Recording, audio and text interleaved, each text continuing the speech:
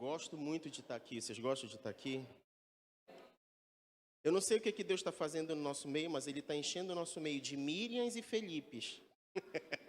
Eu acho que é porque Miriam e Felipe são gente boa, né? São.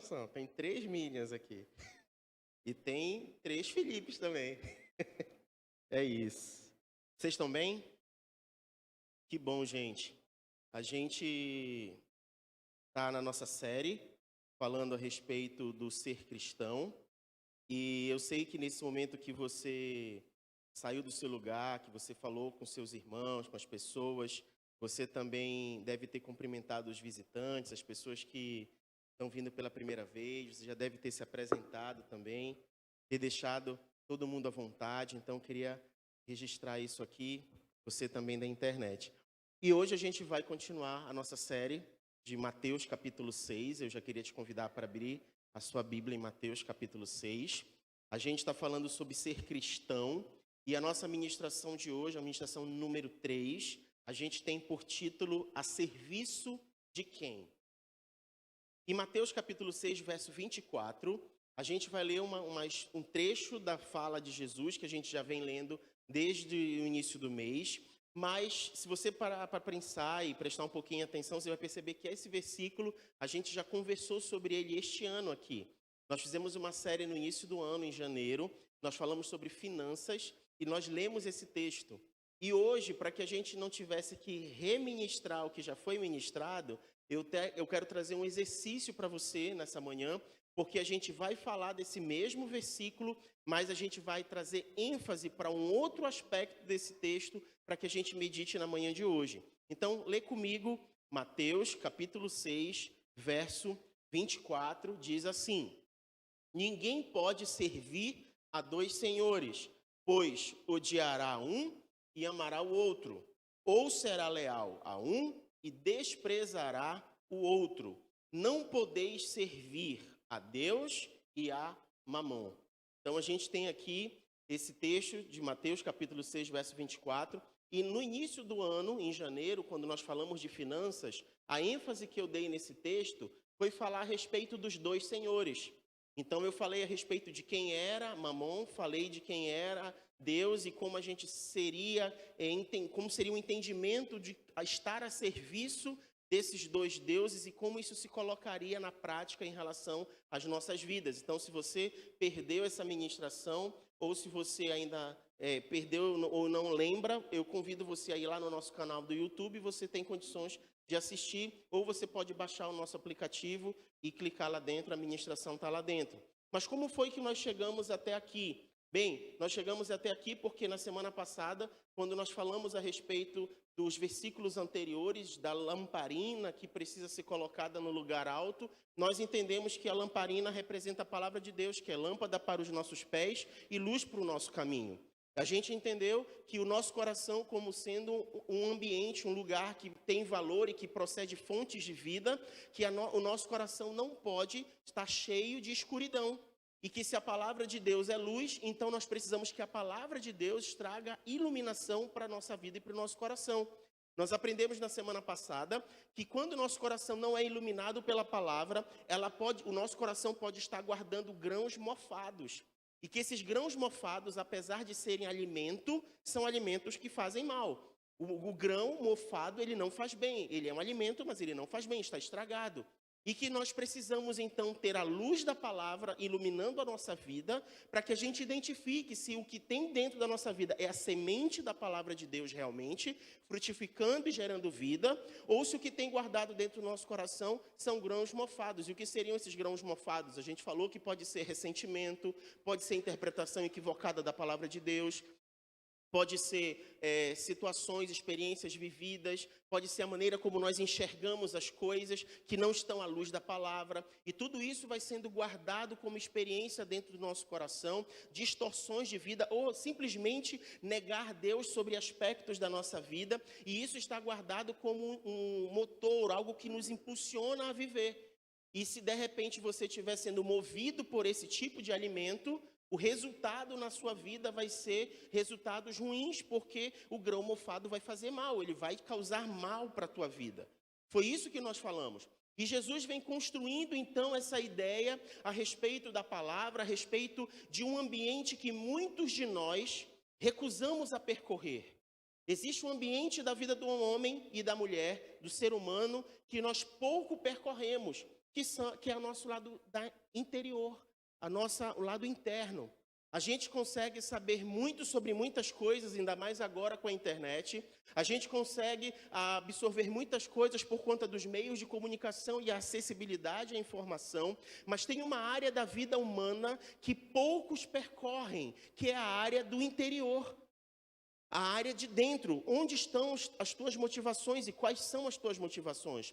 Quais são os teus pensamentos? O que passa aí dentro que ninguém conhece a não ser você e Deus?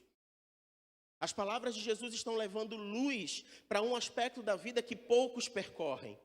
Nós somos peritos em falar de vários assuntos. Na época da pandemia, até quem não sabia nada de medicina virou perito em epidemiologia. Mas hoje, a gente está sendo convidado por Jesus a olhar um aspecto da nossa intimidade que Ele está com os olhos atentos e que às vezes nós não estamos. E que nós acabamos olhando para a vida do outro, mas não conseguimos olhar para a nossa própria vida. Somos capazes de ver um cisco pequeno no olho do outro, mas a gente não consegue enxergar uma trave enorme no nosso olho. Então Jesus está fazendo isso nesse texto, porque eu não vou dar ênfase na ministração de hoje a respeito dos dois senhores. Isso a gente já fez em janeiro e você vai lá e vai assistir. Hoje a gente vai dar ênfase a respeito do servir a um desses senhores. Qual é o significado desse servir? Como seria esse servir? E quando você vai para a origem da palavra, desse texto, quando você vai estudar no original, e aí quando Jesus afirma que ninguém pode servir, então, a esses dois senhores, essa frase, ninguém pode servir aos dois senhores, do original, traz um sentido sobre ser possuído por alguém ou ter posse sobre algo, sobre firmar-se, aderir a algo, estar fielmente ligado a uma pessoa, e acaba trazendo um sinônimo de assumir o controle. Então, nesse caso, o servir pode ser tanto voluntário como involuntário, pois está rendido à influência de quem exerce a autoridade. Ou seja, eu tenho duas forças de autoridade e elas podem exercer essa autoridade sobre a minha vida e sobre o meu coração. E a partir disso, ou de uma forma voluntária ou involuntária, eu estarei a serviço dessa autoridade.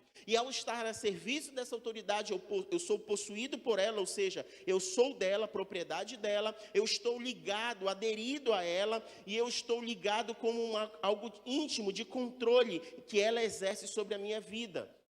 Então, quando Jesus fala que não é possível servir aos dois senhores ao mesmo tempo, a resposta a esta pergunta, por que eu não posso servir a esses dois senhores ao mesmo tempo? Pelo simples razão de que eles são opostos. Se esses dois senhores são opostos, então quando eu estou servindo a um, eu estou desonrando o outro. E quando eu estou amando um, eu estou ofendendo o outro, porque o caminho deles é oposto. Você pode ver na própria imagem que a gente trouxe de ilustração para essa série de hoje. E aí eu quero convidar você, então, a ler comigo 1 Pedro, porque se nós falamos que o Senhor Jesus morreu na cruz, e a gente está se aproximando da Páscoa, e a gente reconhece o sacrifício de Jesus na cruz, a gente reconhece que Ele morreu por amor de nós e para perdoar os nossos pecados e nos resgatar para Deus. Se nós cremos nisso, então eu quero ler com você alguns textos que apontam o porquê que, estando ligado a Deus, nós estamos a serviço dEle e não temos como estar ligados ao outro Deus. 1 Pedro, capítulo 1, do verso 18 ao verso 21. Então, quanto à posse, quanto à propriedade, olha o que está dizendo esse texto. Porquanto estás ciente de que não foi mediante valores perecíveis, como a prata e o ouro, que fostes resgatado do vosso modo de vida vazio e sem sentido, legado por vossos antepassados, mas fostes resgatado pelo precioso sangue de Cristo, como de cordeiro sem mácula ou defeito algum, conhecido de fato antes da criação do mundo, porém revelado nestes últimos tempos em nosso favor. Verso 21, por intermédio dele, credes em Deus, que o ressuscitou dentre os mortos e o glorificou, de modo que a vossa fé e esperança estão firmadas em Deus. E o que eu acho interessante desse texto é que o autor deixa claro que existia um modo de vida antes da salvação em Cristo Jesus. E ele classifica esse modo de vida como um modo de vida vazio e sem sentido. Então, quando as pessoas começam a dizer a minha vida não fazia sentido, eu me sentia um vazio dentro de mim, era porque não havia direção, não havia propósito, não havia algo que trouxesse a revelação de um amor verdadeiro. E aí o apóstolo Pedro, quando ele traz esse texto, ele faz a seguinte afirmação: só que este vazio que foi preenchido e esta ação poderosa da parte de Deus, que ministra profundamente as nossas vidas, não foi adquirida e não pode ser adquirida como se a gente fosse no mercado ou fosse no marketplace, acessasse um site da internet e adquirisse pagando um valor. Não tem a ver com o crédito do teu cartão ou com o saldo da tua conta. Tem a ver simplesmente pelo fato de Deus ter amado o mundo de tal maneira e ter entregado o seu Filho para que apenas pela decisão de crer nele, quem cresce nele teria vida eterna. E foi por este sacrifício que fomos resgatados e pelo intermédio de Jesus nós somos salvos.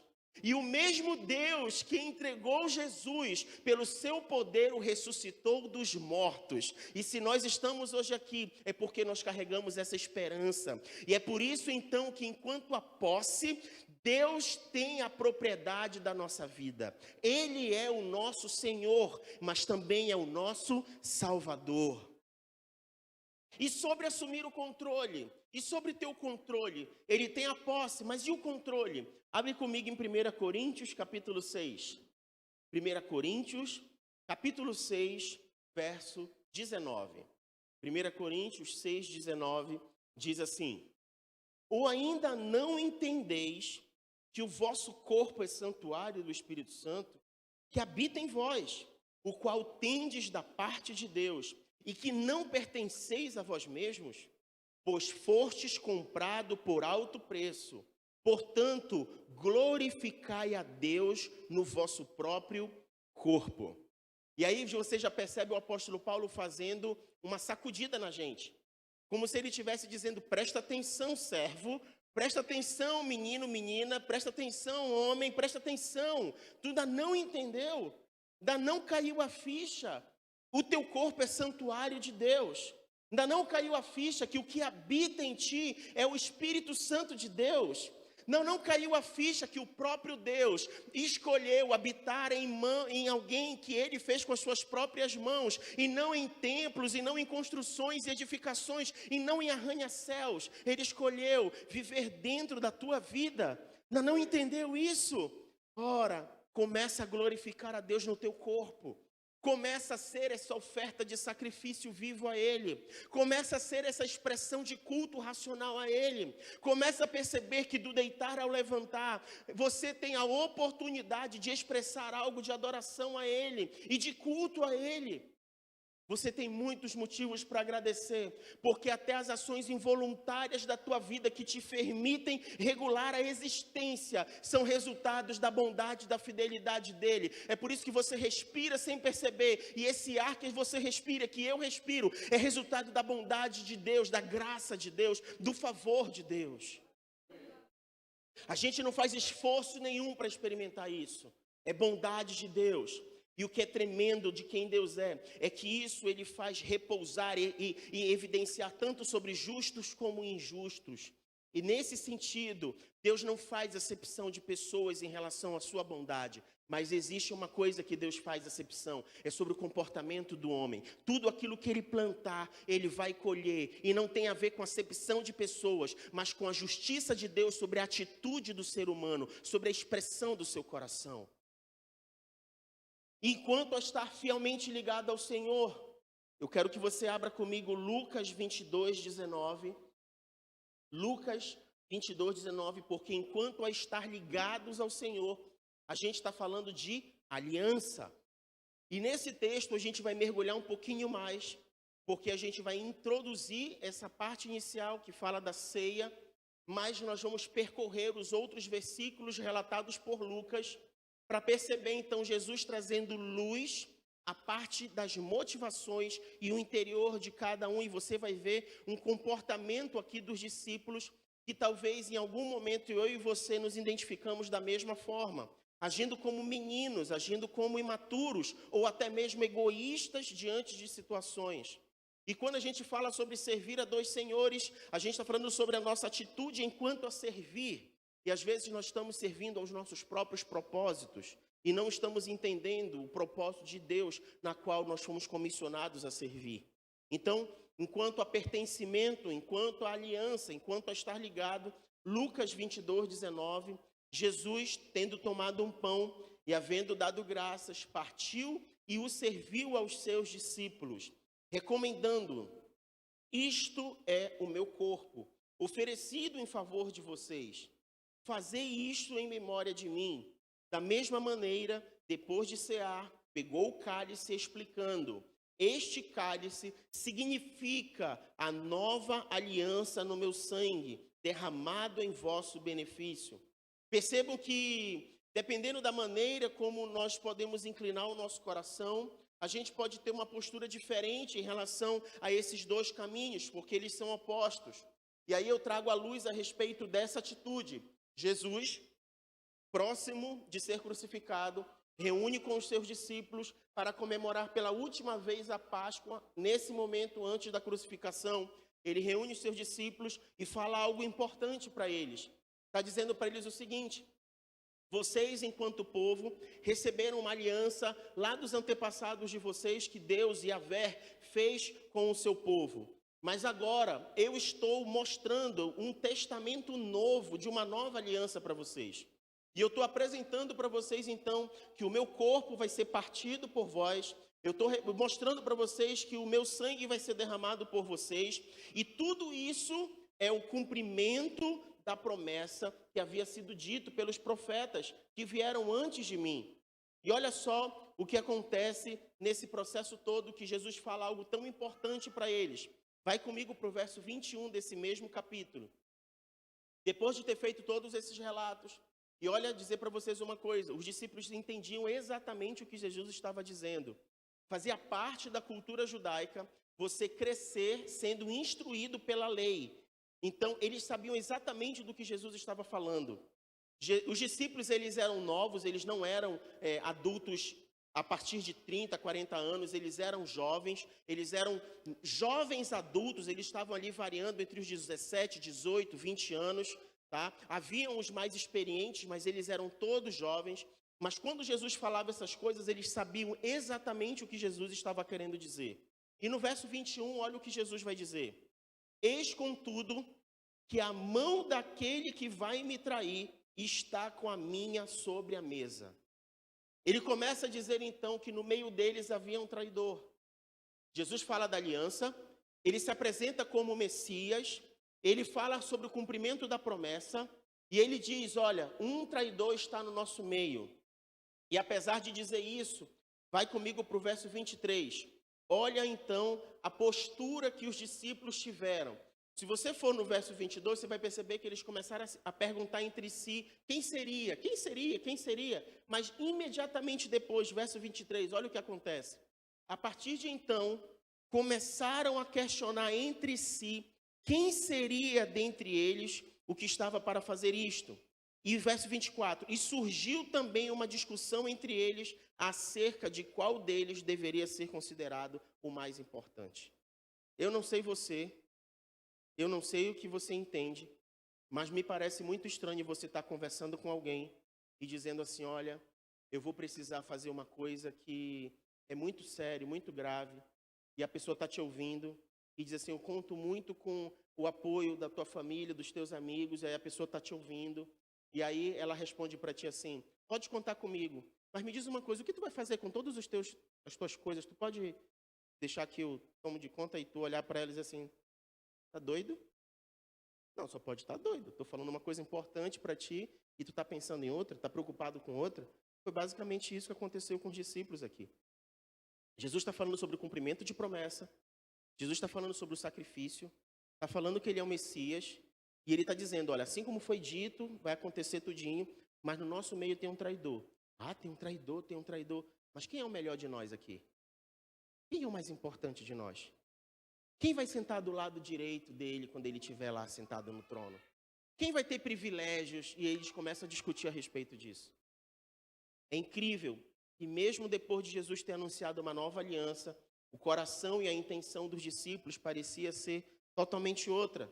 Eles estavam preocupados com os seus próprios interesses. Se você ler do verso 25 ao verso 30, Jesus vai ensinar eles a respeito de não olhar as coisas como o mundo vê.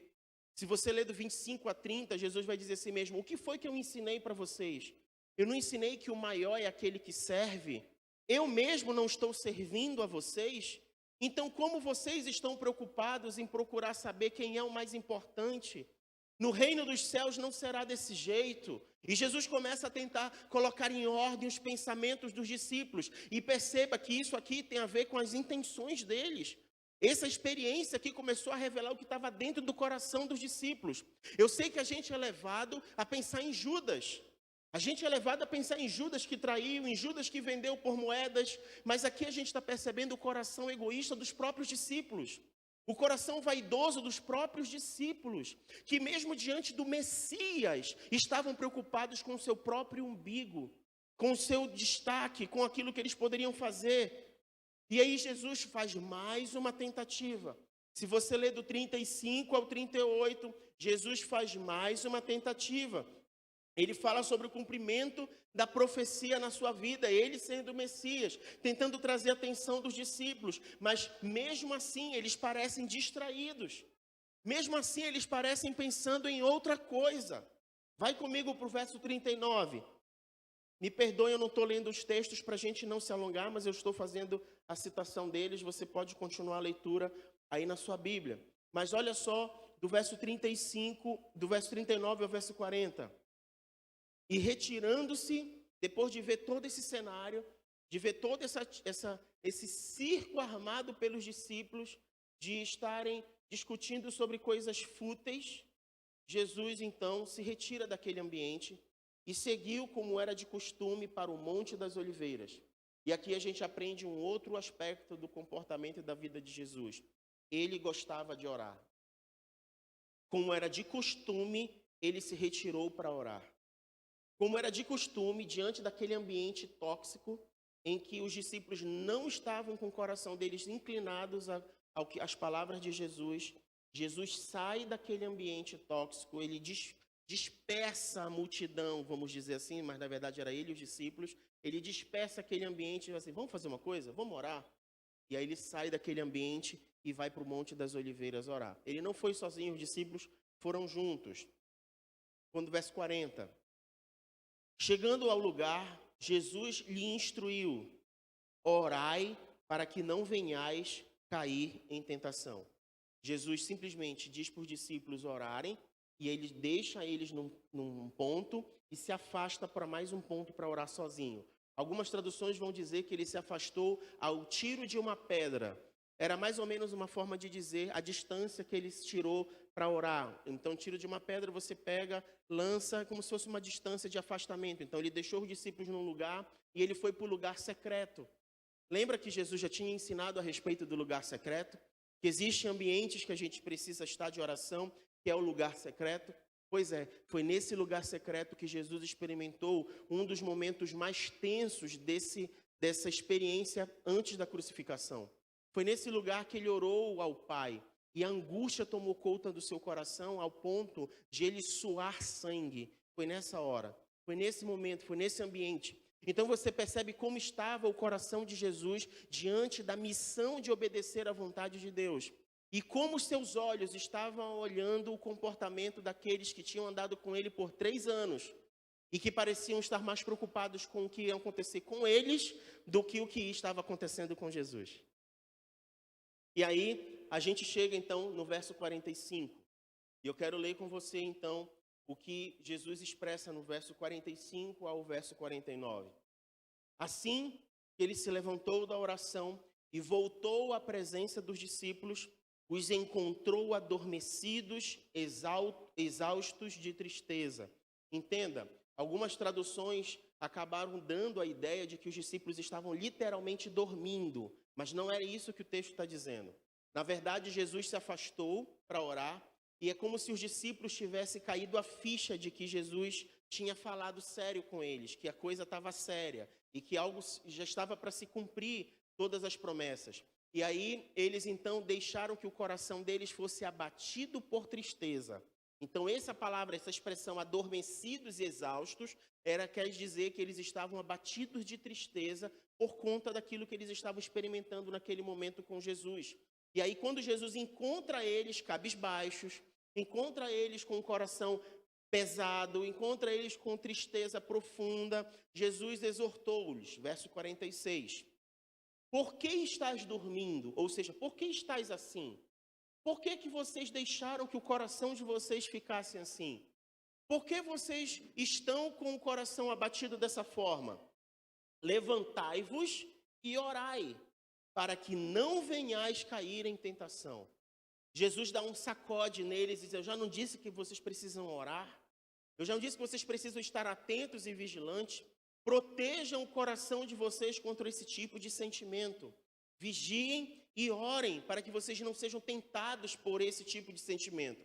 Esse tipo de alerta de Jesus é o que vai ser explicado logo depois. Eu não sei se você vai lembrar, mas um dos discípulos negou ele momentos depois. Eu não sei se você vai lembrar, mas eles foram impulsivos daqui a pouco, no restante do texto, em cortar a orelha de um oficial que foi lá para prender Jesus. Eu não sei se você lembra, mas momentos depois, eles fugiram de medo, porque Jesus foi preso e eles acharam então que a casa tinha caído. Então Jesus já estava alertando o coração deles. Não deixem esse tipo de coisa entrar no coração de vocês. Vigiem, orem, protejam o coração de vocês. Mas não foi isso que aconteceu. Vai comigo para o verso 47. No verso 47, enquanto ele ainda falava, chegou uma multidão seguindo a Judas, um dos 12. E este se aproximou. E para saudá-lo se aproximou de Jesus para saudá-lo com um beijo. Jesus, no entanto, lhe arguiu: Judas, por meio de um ósculo estás traindo o Filho do Homem? É como se Jesus estivesse pegando e jogando luz para dentro do coração de Judas. Estivesse dizendo assim, você não está enxergando o que você está fazendo? Você não está enxergando o que deveria ser luz dentro do teu coração e não é luz?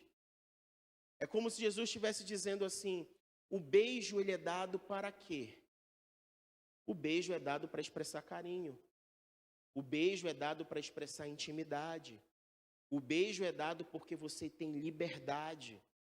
O beijo é dado porque você tem afeição. E você está pegando o símbolo de tudo isso e está usando para traição. Jesus está jogando luz para dentro do coração de Judas, para dizer para Judas assim, olha, toda essa afeição e toda essa intimidade, toda essa liberdade, ela está sendo substituída por uma corrupção dentro do teu coração, que é o desejo desenfreado por dinheiro. Você está trocando tudo isso aqui por isto aqui.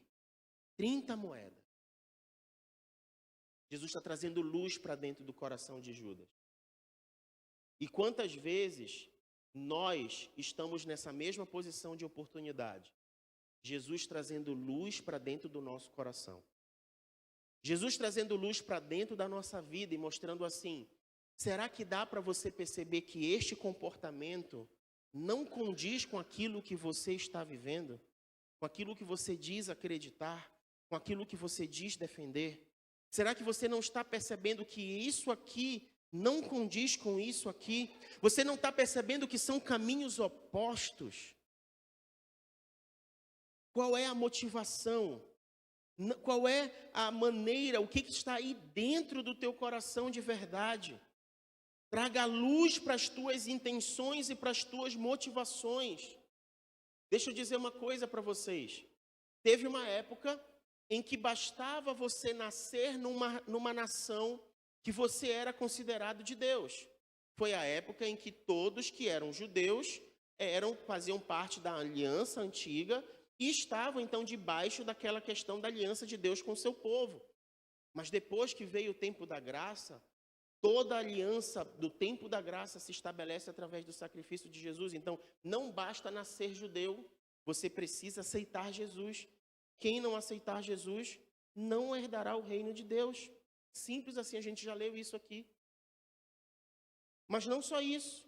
Não adianta você estar dentro de uma igreja, vestido com roupa de crente, com Bíblia debaixo do braço. Isso também não te garante nada. Não adianta você estar aqui no altar servindo, ou em qualquer outro ambiente da igreja servindo, sendo líder. Isso não te garante nada. Não te garante nada. O que vai garantir de fato é se com a tua boca tu confessares que Jesus verdadeiramente é Filho de Deus e com o teu coração creres que Ele foi ressuscitado dentre os mortos. É isso que garante a tua salvação. E isso ele é evidenciado por um estilo de vida. Não tem como achar que essa aparência é suficiente, porque os olhos do Senhor estão sobre a terra, olhando e procurando aqueles que o adoram em espírito e em verdade. Abre comigo 1 João, capítulo 2, verso 15. 1 João, capítulo 2, verso 15. Diz assim: não ameis o mundo e nem o que nele existe. Se alguém ama o mundo, o amor do Pai não está nele. Pois tudo o que há no mundo, as paixões da carne, a cobiça dos olhos e a ostentação dos bens, não provém do Pai, mas do mundo. Ora, o mundo passa, assim como a sua volúpia. Entretanto, aquele que faz a vontade de Deus permanece eternamente. São caminhos opostos, queridos. A gente já aprendeu isso na ministração a respeito dos dois senhores. Deus não condena o fato de você ter posses, ter propriedades. Ele não condena o fato de você ser recompensado pelo resultado do seu trabalho, do seu empenho. Não se trata disso. Se trata de quem está governando o seu coração e como você está servindo a quem está governando o seu coração. A gente já está chegando para o final e a gente já percebeu aqui que diante do governo de Deus se espera um tipo de postura, um tipo de comportamento. Os seus servos se portam de uma determinada forma.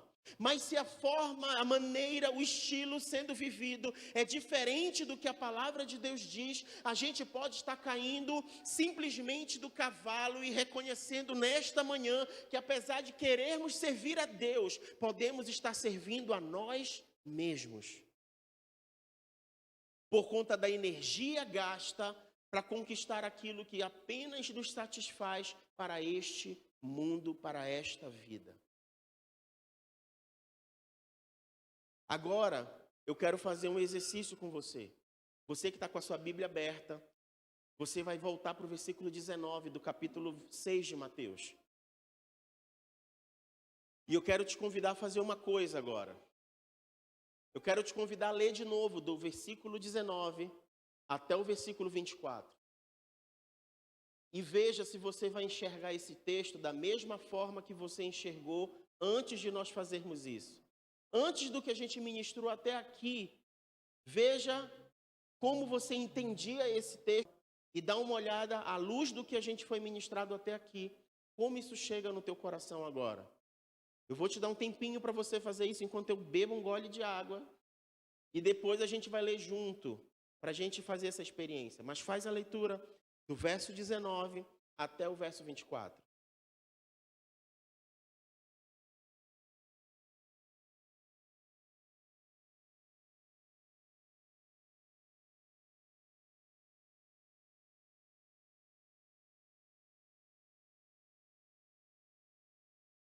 Vamos ler? Vamos ler juntos agora.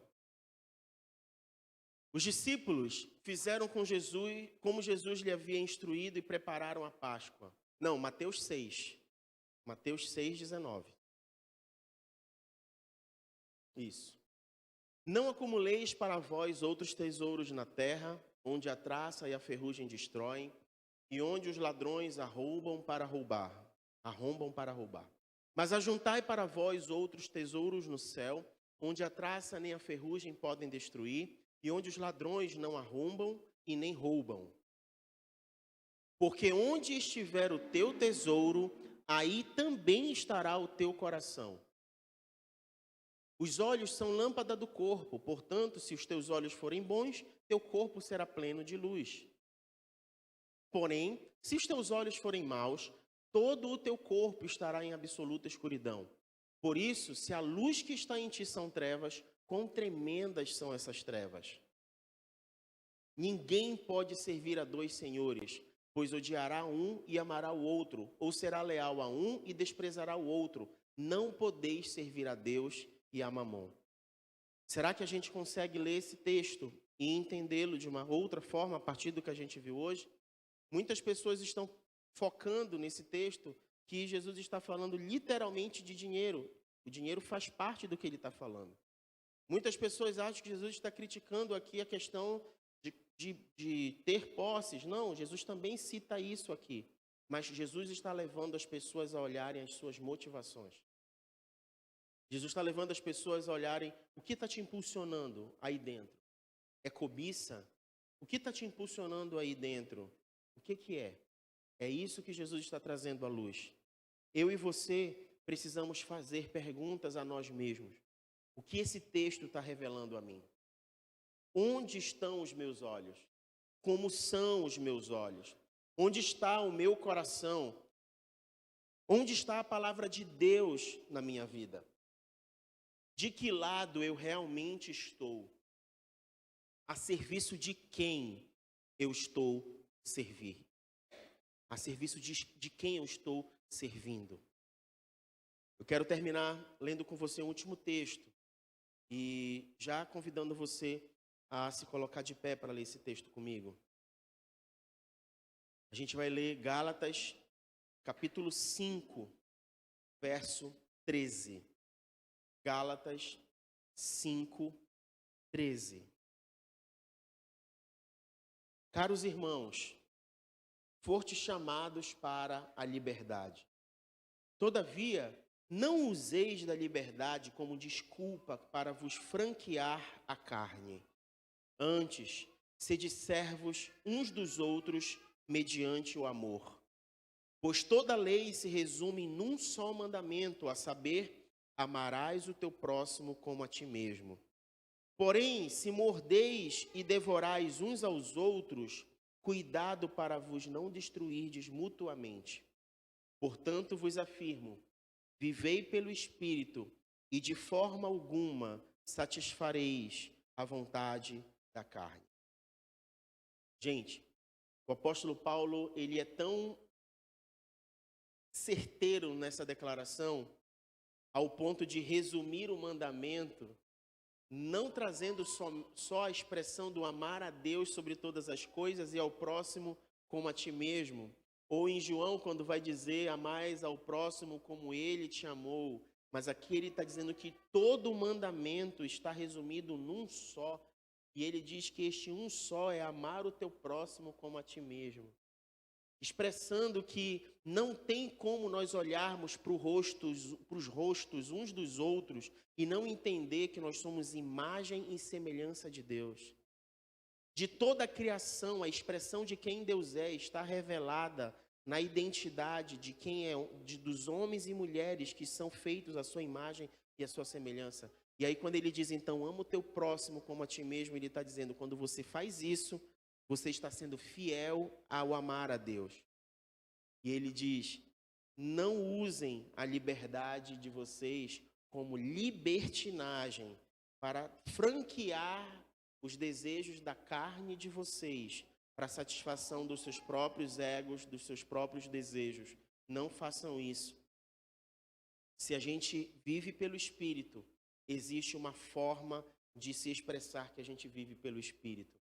E o verso 16, se vivei pelo Espírito, de maneira nenhuma vocês vão conseguir satisfazer a vontade da carne. E sabe por que isso é interessante? Porque a carne e o Espírito também são opostos. Assim como Mamon e Deus são opostos, a carne e o Espírito também são opostos.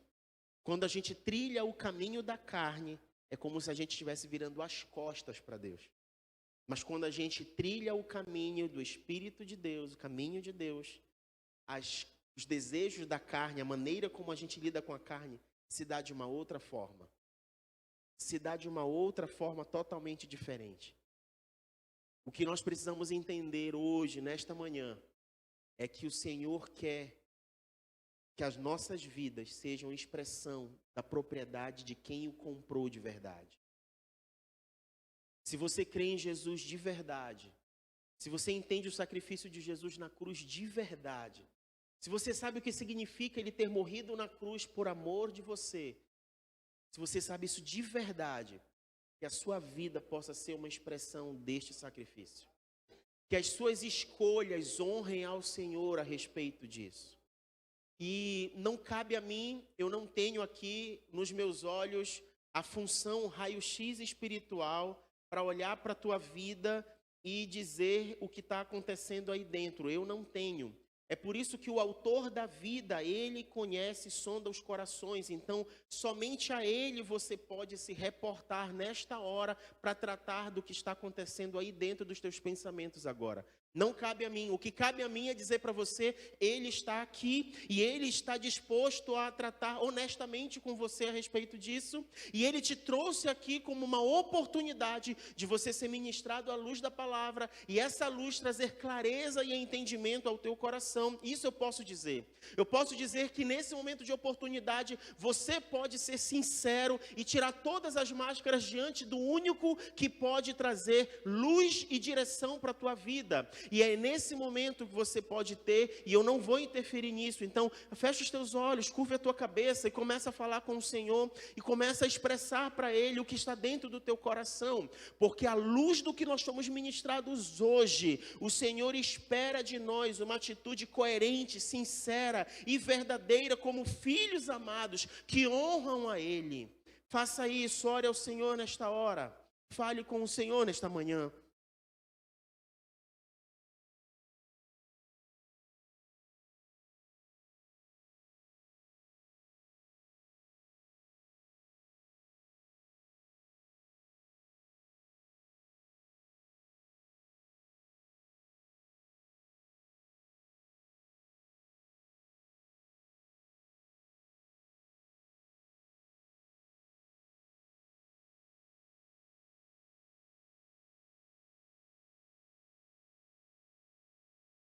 Aleluia. Aleluia, Senhor. A palavra nem chegou à nossa boca e o Senhor já conhece. Como poderemos nos esconder da tua face, Senhor? Se nós estivermos nos lugares altos, ali o Senhor está, ou no mais profundo abismo, o Senhor está. O Senhor nos sonda internamente e inteiramente, Senhor. Nós não podemos nos esconder da tua face, mas também para onde nós iremos, se só o Senhor tem palavra de vida. Não adianta nós buscarmos em outro lugar, em outra situação, se só em Ti nós encontraremos vida e abundância de vida, Senhor. Oh, Pai, nos perdoa por tanta tolice, Senhor. Nos perdoa por tanta tolice, assim como os discípulos agiram com tanta tolice, Pai. Se colocando no centro das razões e das decisões e das necessidades, Pai. Nos perdoa por pensarmos somente em nós, Senhor Deus, e não enxergarmos as coisas que estão ao nosso redor. Nos perdoa, Senhor Deus, por estarmos presos às nossas próprias razões, Senhor, e não nos compadecermos daquilo que o Teu coração, Pai, se compadece, Senhor.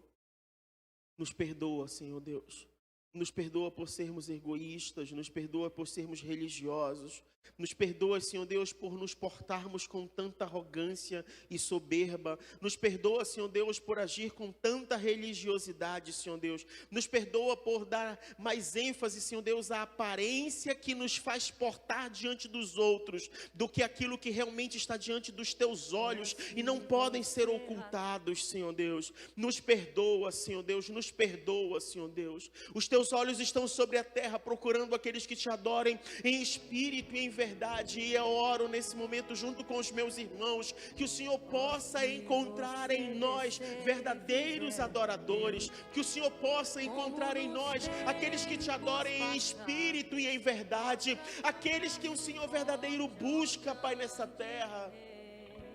Oh Senhor, nós não queremos ser uma aparência, uma capa, uma máscara. Nós não queremos ser classificados como sepulcros caiados. Nós não queremos ser uma máscara, uma aparência, Pai. Nós não queremos ser como os fariseus, Senhor Deus. Nós não queremos ser os fariseus dessa época, os religiosos dessa época. Não queremos julgar os outros como eles fizeram na sua época. Não queremos, Senhor Deus. Nesse momento os nossos olhos não estão olhando para o outro. Os nossos olhos não estão olhando a história do outro. Nesse momento os nossos olhos estão olhando para dentro de nós mesmos. Para dentro de nós mesmos nós estamos olhando agora, Senhor. Oh Senhor, oh Senhor, oh Senhor, a luz da Tua palavra, traga a luz para os lugares mais escondidos do nosso coração, traga a luz da Tua palavra sobre os lugares mais ocultos da nossa vida, sobre os lugares que a gente não quer que ninguém acesse, que a gente não quer que as pessoas descubram ou saibam, sobre os aspectos que a gente tenta esconder até de Ti, e não é possível fazer isso, Senhor. Nos traga quebrantamento e verdadeiro arrependimento nas nossas vidas, Senhor. Nós queremos abrir os nossos olhos nessa manhã. Nós queremos, Senhor Deus, dizer o amém ao final dessa oração, sabendo que nós estamos iniciando uma nova etapa da nossa vida cristã, vivendo verdadeiramente para Ti, Senhor Deus. Habilitados e ao Teu servir, Senhor. O Senhor prometeu algo aos Teus filhos, à Tua igreja, que nós seríamos testemunhas do Senhor, pelo revestimento de autoridade, de poder dado pelo alto, Pai. E é o que nós clamamos nessa manhã. Que do alto nós possamos ser revestidos de poder da parte do Senhor, que nós podemos ser cheios do Teu Espírito Santo, e que nesta geração nós possamos andar nesta terra, sendo reconhecidos como verdadeiros testemunhos do Senhor, Pai, não como um clichê de evangélico, de crente, Senhor Deus, mas com uma vida que glorifica o Teu nome verdadeiramente, Senhor Deus, com o poder do alto fluindo através de nós e proclamando as boas novas de salvação a todos aqueles que precisam, Senhor. Oh Pai, que a gente possa experimentar do sobrenatural do Senhor, que a gente possa experimentar do sobrenatural do Senhor, Pai. Que o Senhor nos unja para este tempo, Pai. Que o Senhor nos fale através de sonhos, de visões, de profecia, Senhor Deus. Que a gente possa declarar a boa nova de salvação e trazer libertação aos cativos, Pai. E anunciar o ano aceitável do Senhor, como quem prepara o caminho para a volta de Jesus. Oh Senhor, oh Senhor, oh Senhor, oh Senhor, só o Senhor pode fazer isso, só o Senhor pode fazer isso, e nós clamamos, tenha misericórdia de nós, tenha misericórdia de nós, Senhor, é a nossa oração nesta manhã, e eu me uno com os meus irmãos aqui em oração, Pai, eu não sou diferente de nenhum deles, Senhor. Tem misericórdia da minha vida, Senhor. E que nós possamos nos ajudar nesta caminhada. Até, Pai, alcançarmos o dia em que o Senhor nos trará a experiência mais maravilhosa da nossa vida, que é viver a eternidade ao Teu lado.